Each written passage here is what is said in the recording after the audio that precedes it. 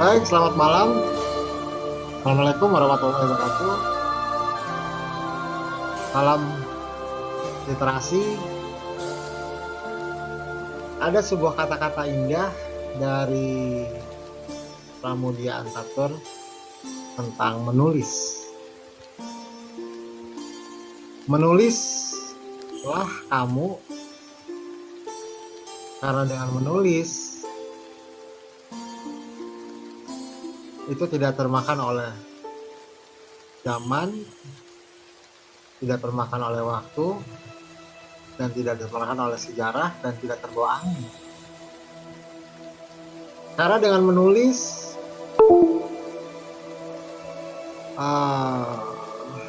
kamu bisa mempersembahkan suatu karya,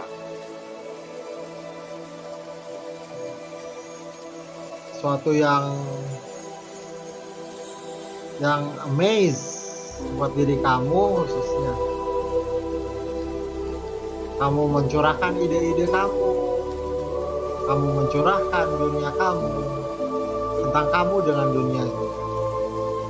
Banyak karya-karya hebat seperti Justin Gardner, John Cat Rowling, Helvetiana Rosa, Pipet Senja, Habibur Rahman, semua dengan menulis. Orang-orang menulis itu tidak peduli dia melankolik atau dia introvert, extrovert, tapi dia punya kesempatan waktu untuk itu. Jadi ada sebuah video mengenai motivasi menulis dari John Cat Rowling, mungkin bisa didengarkan. Ini kisah hidup John Cat Rowling. Nah, secara singkat, bagaimana dia bisa menulis.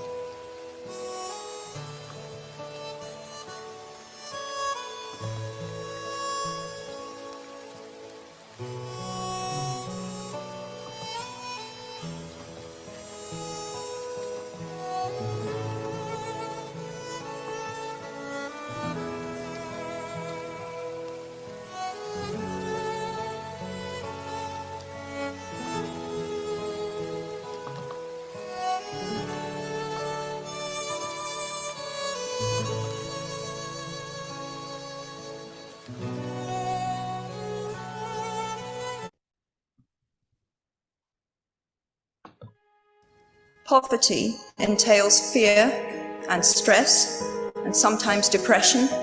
It means 1,000 petty humiliations and hardships. Climbing out of poverty by your own efforts, that is something on which to pride yourself. But poverty itself is romanticized only by fools. What I feared most for myself at your age was not poverty, but failure. At your age, in spite of a distinct lack of motivation at university, where I had spent far too long in the coffee bar writing stories and far too little time at lectures, I had a knack for passing examinations, and that, for years, had been the measure of success in my life and that of my peers. Talent and intelligence never yet inoculated anyone against the caprice of the fates. However, you might be driven by a fear of failure quite as much as a desire for success. Ultimately, we all have to decide for ourselves what constitutes failure. But the world is quite eager to give you a set of criteria if you let it. So I think it fair to say that by any conventional measure, a mere 7 years after my graduation day, I had failed on an epic scale. An exceptionally short-lived marriage had imploded, and I was jobless, a lone parent, and as poor as it is possible to be in modern Britain without being homeless. The fears that my parents had had for me, and that I had had for myself, had both come to pass. And by every usual standard, I was the biggest failure I knew. Now, I'm not going to stand here and tell you that failure is fun. That period of my life was a dark one, and I had no idea that there was going to be what the press has since represented as a kind of fairy tale resolution. I had no idea then how far the tunnel extended, and for a long time, any light at the end of it was a hope rather than a reality. So why do I talk about the benefits of failure? Simply because failure meant a stripping away of the inessential. I stopped pretending to myself that I was anything other than what I was, and began to direct all my energy into finishing the only work that mattered to me. Had I really succeeded at anything else, I might never have found the determination to succeed in the one arena where I believed I truly belonged. I was set free, because my greatest fear had been realized, and I was still alive, and I still had a daughter whom I adored, and I had an old typewriter and a big idea. And so rock bottom became the solid foundation on which I rebuilt my life. You might never fail on the scale I did, but some failure in life is inevitable. It is impossible to live without failing at something, unless you live so cautiously that you might as well not have lived at all, in which case you fail by default. Failure gave me an inner security that I had never attained by passing examinations. Failure taught me things about myself that I could have learned no other way. I discovered that I had a strong will, and more discipline than I had suspected. I also found out that I had friends whose value was truly above the price of rubies. The knowledge that you have emerged wiser and stronger from setbacks means that you are, ever after, secure in your ability to survive. You will never truly know yourself, or the strength of your relationships, until both have been tested by adversity. Such knowledge is a true gift, for all that it is painfully won, and it has been worth more than any qualification I ever earned. So given a time turner, I would tell my 21-year-old self that personal happiness lies in knowing that life is not a checklist of acquisition or achievement. Your qualifications, your CV, are not your life, though you will meet many people of my age and older who confuse the two. Life is difficult and complicated and beyond anyone's total control, and the humility to know that will enable you to survive its vicissitudes. Now, you might think that I chose my second theme, the importance of imagination, because of the part it played in rebuilding my life, but that is not wholly so. Though I personally will defend the value of bedtime stories to my last gasp, I have learned to value imagination in a much broader sense. Imagination is not only the uniquely human capacity to envision that which is not, and therefore the fount of all invention and innovation. In its arguably most transformative and revelatory capacity, it is the power that enables us to empathize with humans whose experiences we have never shared. One of the greatest formative experiences of my life preceded Harry Potter, though it informed much of what I subsequently wrote in those books. This revelation came in the form of one of my earliest day jobs.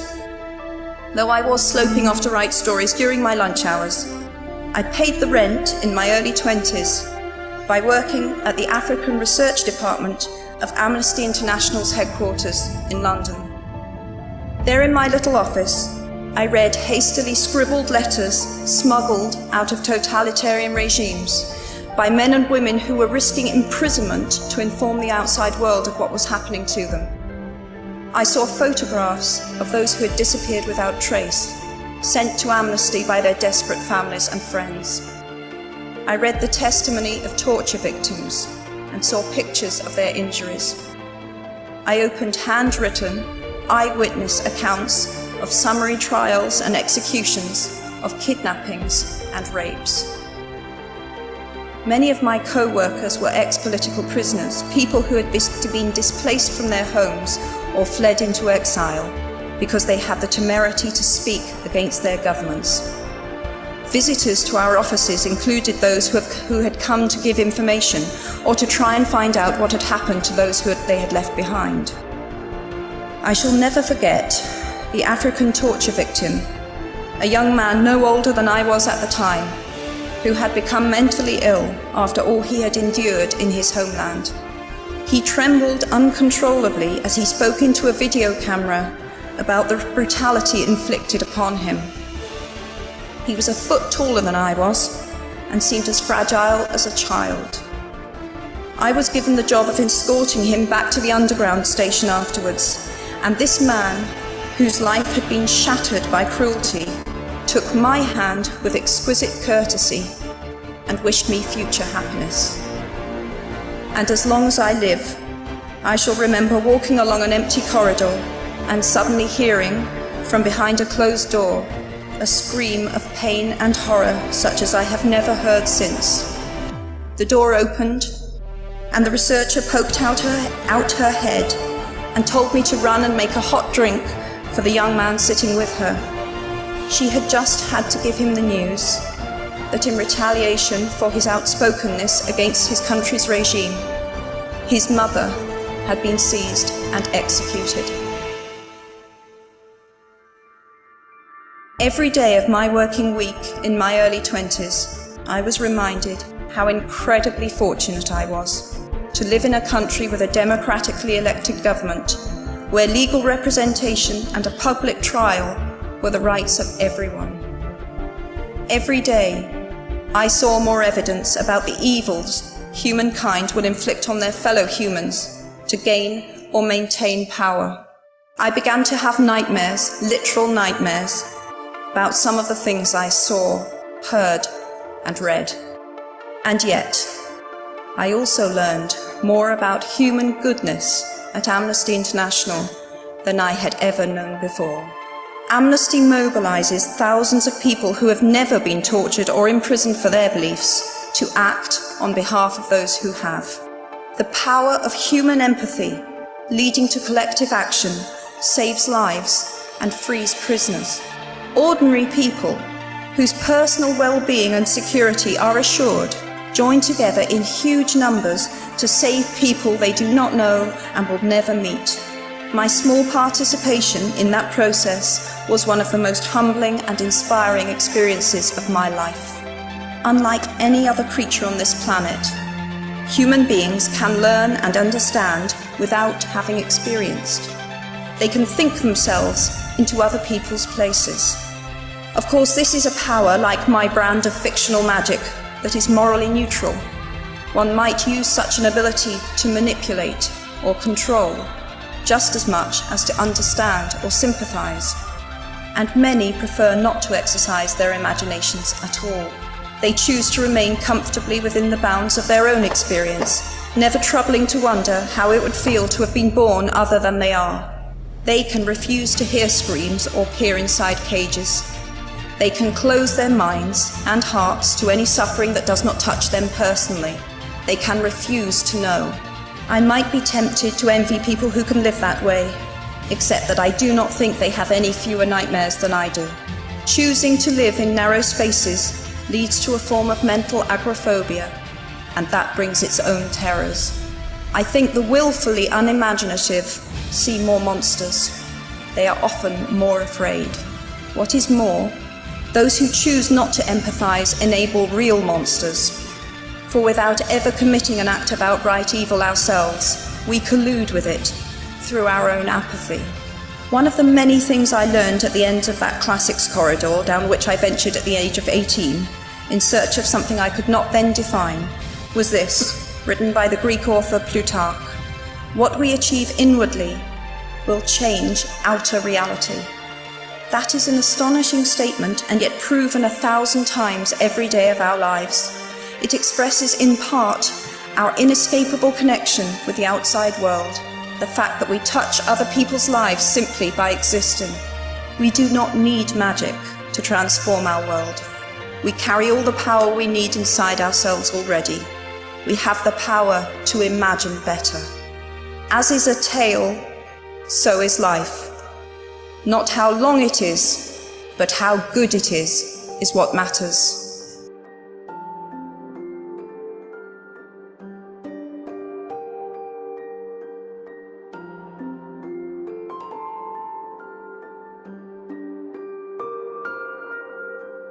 Ya, itulah tadi dari John Catrolling berapa mengagumkan motivasi speech-nya. Eh, ya, manusia merindukan kebebasan. Maka dengan menulis, dia akan menemukan kebebasan, akan menemukan dirinya bahkan. Jadi ada kiat-kiat menulis. Jadi yaitu menulis itu sarana pengingat yang sangat bagus untuk ide-ide maupun hal-hal kecil yang lewat seliweran di benak kita. Jadi makin cepat ditulis, makin bagus. Kalau tidak, ide atau gagasan itu akan hilang begitu saja. Jadi untuk penulis yang modi, ya menulis lah. Kalau lagi modi ya menulis tentang mood Anda. Kenapa begini? Eh, cara bikin ketawa yang menyenangkan. Kalau cuma diomongkan besok lupa. Lelucon kemarin kalau ditulis kita bisa baca-baca lagi dan ketawa lagi. Ya. Kita mengingat lelucon masa kecil, lelucon masa remaja, dan dewasa. Atau kita mendengar sehari-hari ada lelucon-lelucon yang di sebuah kafe atau di dalam sebuah pertemanan. Tulislah.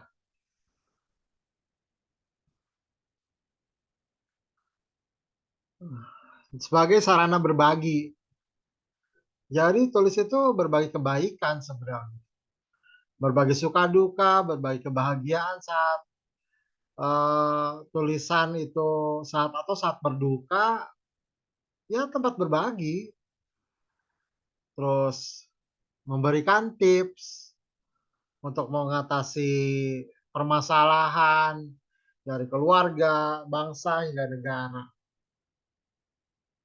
Jadi menulis itu menyenangkan, menyenangkan diri sendiri. Dengan cara itu akan menginspirasi orang. Saya senang bikin senang orang terinspirasi untuk berubah menjadi lebih baik. Menulis itu memelihara anugerah dari Allah SWT. Berbagi sesama, memberi warisan pada anak cucu kita dengan memberikan semua pemikiran, merubah diri, mengubah orang lain, mengubah dunia. Ya, menulis ya wajib untuk orang-orang yang berpikir dan memahami kita. Jadi itu poin-poin yang akan membuat Anda ingin menulis. Jadi teman-temanku sekalian, mulailah menulis hari ini. Jangan bermalas-malasan, tulis saja. Mau itu tentang eksistensi kamu, mau itu tentang hal lain, menulis tentang ya hal-hal yang menyenangkan. Dan ingat, menulis itu menambah perbendaharaan kata, menambah wawasan, karena kita sebelum menulis itu membaca sebuah, mengobservasi, memahami apa yang akan kita sampaikan, apalagi dengan metafora-metafora yang bagus, daun yang jatuh tidak pernah membenci angin, seperti itu. Jadi mulailah menulis dan selamat malam, sampai jumpa pada episode berikutnya. See you.